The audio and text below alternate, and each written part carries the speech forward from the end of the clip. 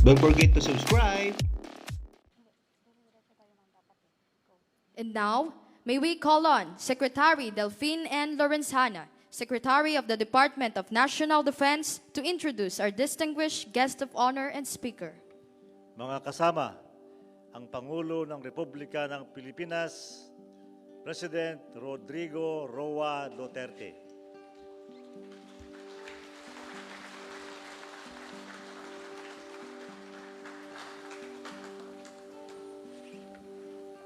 Kindly sit down. Thank you.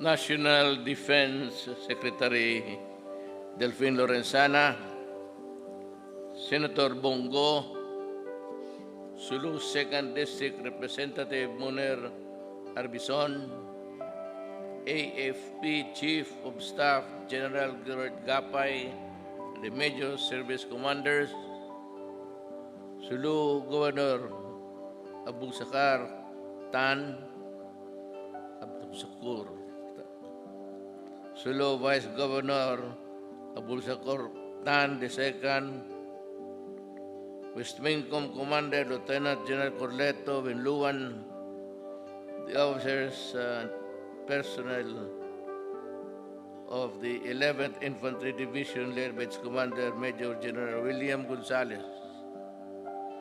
Mga kababayan, before I read the prepared speech, I'd just like to say something from my heart.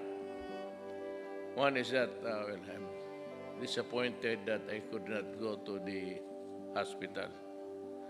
There are times with so many restrictions, I cannot,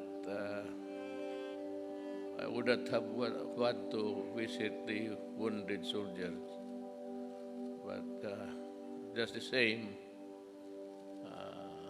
please convey to them, kung narinig nila, my profound gratitude for their service to the country. To you, the men of the Armed Forces of the Philippines, I would like to tell you that I am here not really to protect wrongdoings. So I will not also do that, but you have my full support in everything that we do, which I think is the best for the country and for the rest of the Philippines. So we have a problem also here, and I'd like to make a special mention to Sakur na yung tulong mo sa gobyerno cannot be measured in terms of, except that we feel also that you are doing your best, and for that, you have my gratitude for helping the armed forces. Idol kita, Sagor. Basahin ko na lang itong kawawa naman yung gumawa nito. Baka na oh. We just celebrate the start of 2021 a few weeks ago. Yet the dangers we faced last year remain in the midst. We thus thank you, our brave soldiers, for your unrelenting service to the nation during these difficult times. Aside from itong trabaho natin, nandito yung pandemic. And yet, we are securing the measures of government, protect them. Itong mga sa checkpoint, matrabaho talaga yan. Alam ko na hirap ang pulis pati sundalo. And yet, andyan pa yung pandemic. Tapos, Secretary Galvez. He's doing everything he can. Mabutit natapos naging prangkahan ko talaga sila. Ayun sabi ko, posta ko yung presidency ko. Walang graft yan. At si Secretary Galvez, kilala ko. Para sa akin, I was there in Marami when we were fighting the Islamists. And I saw in him kaya noong pag-retire niya, kinuha ko. Tapos ngayon ito, binigay ko sa kanya lahat. Ikaw lang ang magturo nito. Now, let me be very clear. Doon sa mga local governments, wala akong objection kung magbili ang local government para iturok doon sa mga tao. Okay yan. Basta walang inggitan to. Puro tayo gobyerno. Ang akin lang is that kung ano man ang i-vaccinate, just clear it with the FDA. Lahat naman dumadaan talaga dyan eh. So it's a mandatory. Tama. Other than that, I have nothing to do. That's a requirement of law. Sunod lang tayo. Wala kaming Ngayon, yung akin, para sa hindi maservisan ng local government. So yung lahat, sabi ko una, yung mga mahirap. Yun talagang mga mahirap na isang tuka, isang ka. Unahin ko yun, pati yung uniform service. Kasi, kung paano kung magkasakit ito lahat, paano, how can we function a government with a sick soldier or policeman in your midst? So, ang sunod niyan is umauna kayo. And if the Secretary Galvez would sabihin ko sa kanya, yes, kasali na yung pamilya ninyo. Magpunta yung mag-inject sa mga kampo, turukan, pati yung mga anak ninyo. So ito lahat libre ito. Libre. So that you're dependent. Para hindi kayo mag-worry kung nandyan na ano kaya mangyari. This is a very vicious microbe. Tsaka kaming lahat na karamihan sa mga kaklase ko, sa kabats ko, classmate ko, 4 ang patay. Kasi matanda na. Kaya rin ako takot. Baka kasali na ako doon sa mag-expire sa aming class 72 sa College of Law. Namamatay, diretso. So, yan ang pasensya na kayo. I have to inject something. To this day, terrorism and insurgency continue to plague our land, disrupting public order in the middle of pandemic. They're taking advantage of the situation. Recently, many among your ranks offered their lives for our country. On behalf of a grateful nation, I convey my most profound sympathies to their grieving families, for they are the ones who made the ultimate sacrifice in the name of peace. For that, we will forever be grateful. Sabi ko na nga, wherever I go, police o military, do not ever worry na yung anak ninyo. Ako ganoon rin eh. Lumilipad ako, I go everywhere. Pumupunta rin ako ng kampo. I travel dyan sa untrodden, hindi ginagamit na daan. just to fulfill a duty as a president, to be with the people. Trabaho ko yan. At saka hindi naman ako babalik na. So, binigay ko na, I'm walking the extra mile to show to the people na ang gobyerno nandyan at hindi sila iwanan. The year ahead will bring our military many opportunities and challenges. Just remember that no matter how hard things may get, your government will always be there to support your family and the families by ensuring the well-being above else. Itong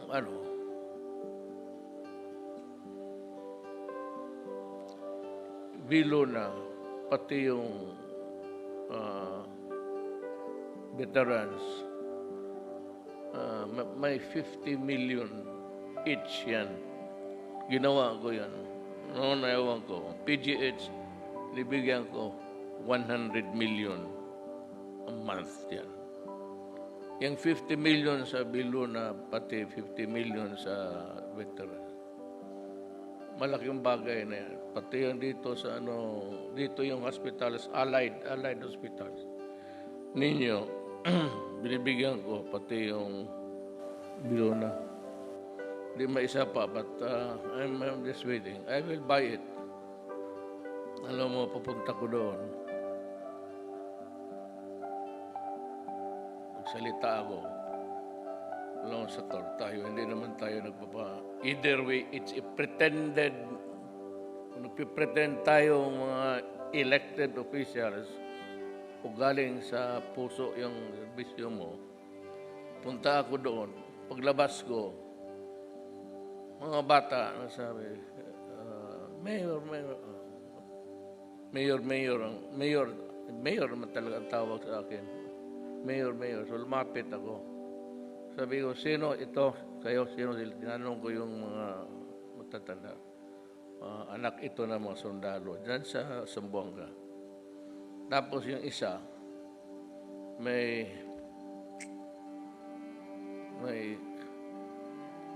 gustong lumapit sa akin, karga-karga siya. Papa. Ang bata na may gulo tapos nagsisigawan. Tapos nakatingin sila sa akin. Yung iba lumalapit. Siya naman, Papa.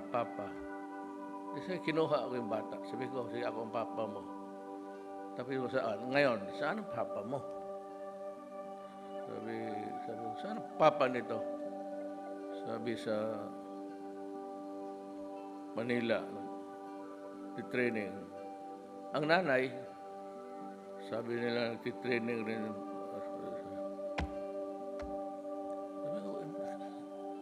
Sabi ko kay Delphine, yung mag-asawa, kung maaari, may isa talagang ma-assign dyan sa lugar. Even isa lang. Huwag na masyado yung sundalo. Pati yung babae, sundalo, sabi ko. At least sa mag-asawa, may isa talaga na malapit. Give them an assignment na malapit doon sa pamilya. Because the children would need the love and care of a mother. Kaya sabi ko, ilapit din yun sila. At least ang nanay makauwi doon sa bahay. Gabi-gabi. At least ang mga bata, may nakita. So sabi ko sa kanya, sige nak, bukas ipasyal kita. Punta kang Davao. Dalhin ko sana sa aeroplano, pero hindi man damit ng husto. Kinabukasan, inilipad sa Davao. Then pinunta, sabi ko, punta kayong Malacanang. I-blow out ko kayo doon. Just ako sa bata. Sige, sabi niya isa naman, kapatid, sige, papa. Yung anak, pwede ba na, huwag ninyo munang pabuntisan niyo ang mga asawa ninyo. Spacing mo lang. Pero at least ang sinabi ko, the solution there is, it would be the mother who should be assigned nearest para maka-uwi at makita ng mga bata ang nanay. Importante talaga. So, pumayag naman si DND. Sabi ko, Del, gusto ko yan ang mangyari. Today, I am deeply honored to join you on recognizing the extraordinary heroism of the officers and enlisted personnel of the Armed Forces of the Philippines who showed exemplary heroism in face of danger. Nga pala yung baril ninyo na nakuha, inyo na yan, ha? Hindi issue yan. That's yours. Glock yan, pati yung 45. Yung aking Glock. Maganda ang Glock kasi maintenance free. Tapon mo yan dyan sa, may isa akong baril na sa kotse. Diyan lang sa ilalim ng rubber mat, ilalagay ko yung Glock. Wala akong problema. No rust, no nothing. Kukunti lang. At saka huwag mong yung kuha kayo ng dropper sa mata. Paskiya na lang. Anything that has to do with suction. Ang niyan is wala kayong CNN dito sa internet. Wala, hindi maabot. O doon sa guns, on how to, marami dyan sa, kayo. Doon naturuan kayo kung paano. Simple lang, small drops of oil. Huwag mong, or if you really want, ganyan yung 45, you have to oil it but wipe dry hanggang wala nang. Pero yung Glock na nabigay, maganda yan. Rekomendado ko yan. Ano nga pala yan?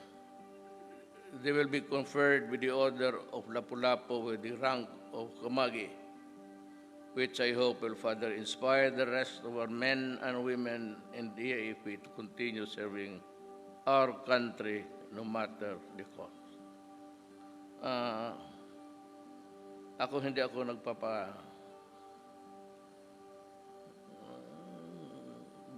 tawag sa Bisaya, nagpapahiro. Nothing of the sort. I am just also a government worker like you. Lahat naman tayo.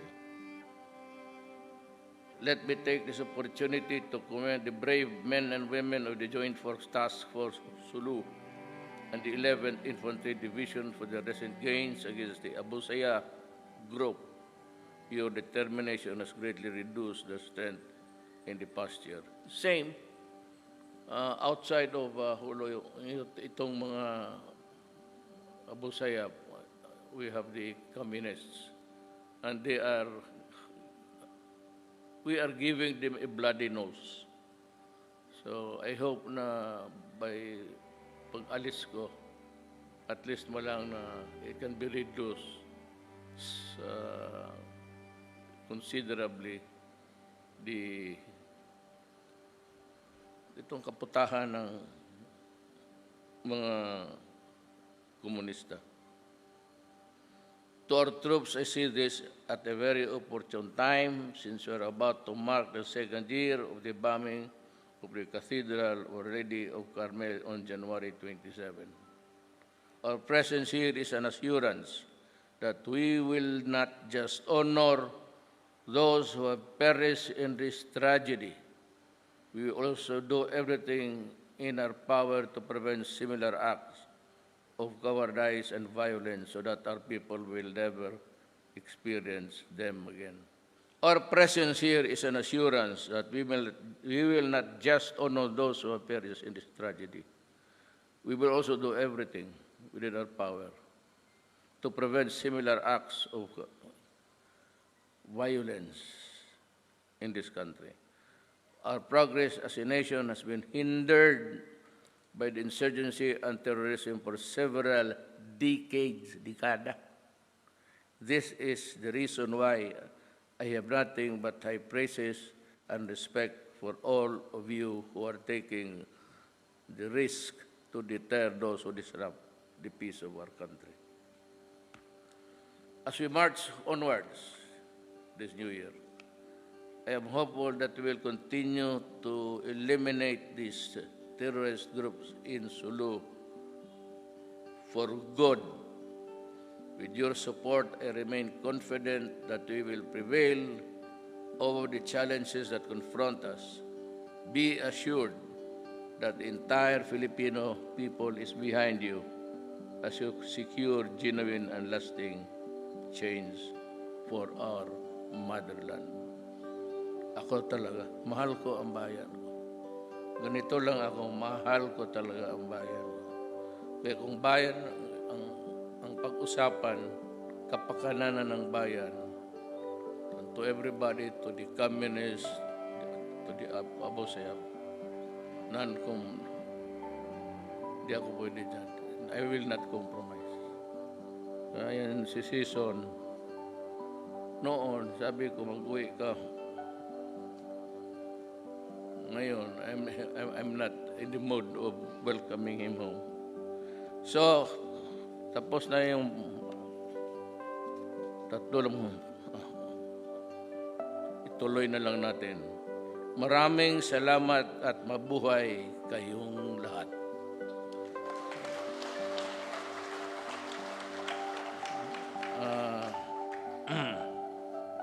Para sa mga NPA, talagang galit ako dyan sa kanila. Galit na galit talaga ako. Marami yan silang pinatay.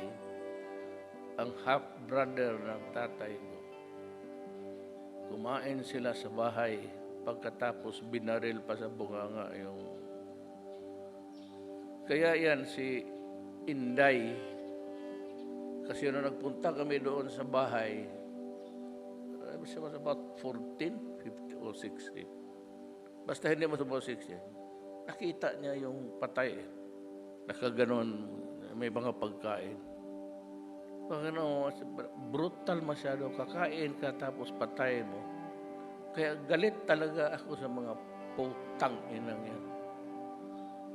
Yan si Inday. Kita mo si Inday. Ngayon, light kernel na ba si Inday? Full kernel na. Believe. Ako hindi mo lang ako binigyan na baski honorary corporal.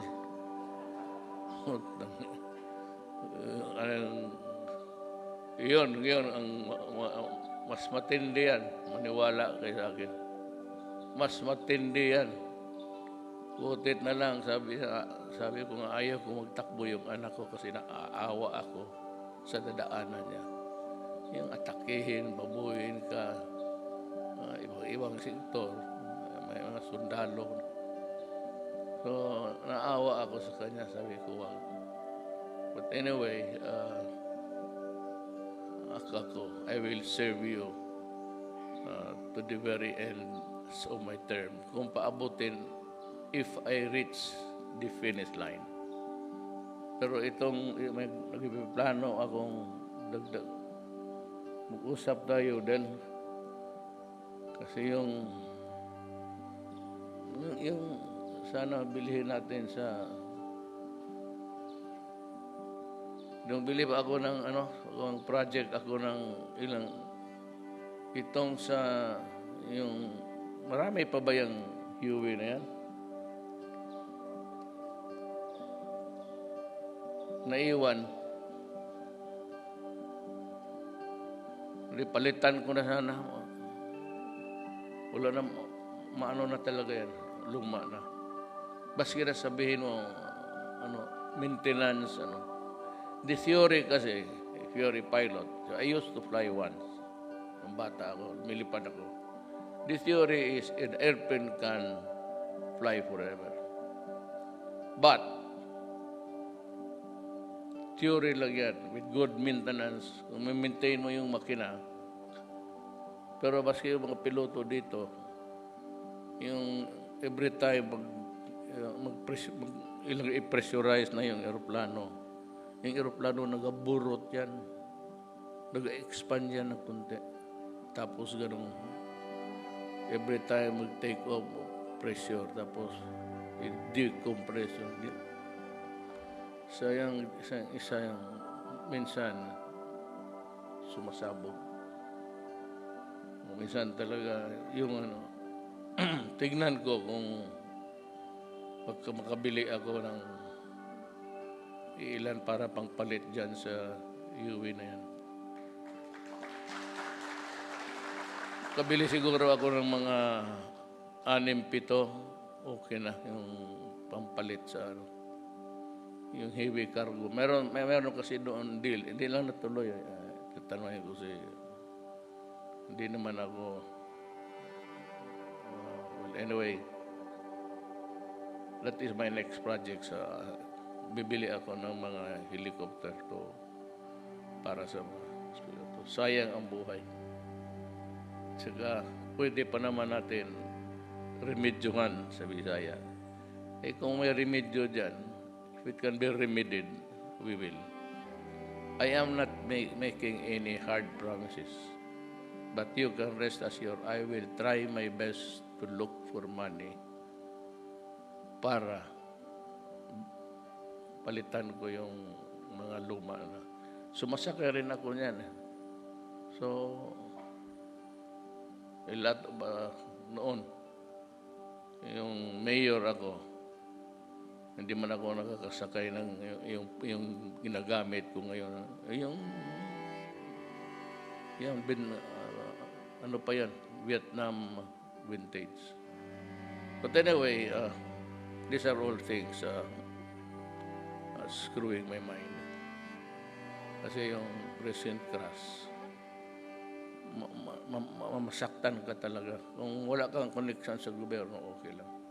But kagaya ko, ako yung parang administrador ng bayan, tapos gano'n ang nangyari. Masakit para sa akin. You just don't know the pain that I suffer every time. Yung tanongin mo yung sumbong. Pagdating ko ng brief, parang gabi-gabi, yung journal, anong pangyari for the day.